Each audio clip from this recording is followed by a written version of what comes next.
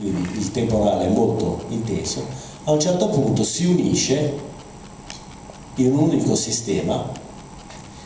Resta difficile capire qual è la parte più attiva. Sicuramente potremmo dire che sarà la parte, ci sono varie cellule nella parte rossa che risultano più attive, però esattamente capire dove sono le piogge più intense sembra difficile, proprio perché è una visione da satellite, è una visione che riprende solamente la parte sovrastante delle nubi.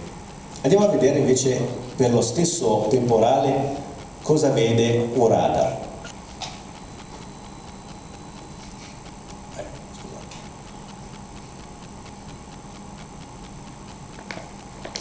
Ok, vedete, anche qua vediamo la nascita di celle molto più piccole. Queste qua sono le due celle che vedevamo prima, poi piano piano si dovrebbero unire in un'unica parte, ma vedete che dentro abbiamo in realtà una zona molto più piccola rispetto a tutto il temporale, in cui la riflettività è effettivamente alta e quindi le precipitazioni solamente lì sono effettivamente molto intense.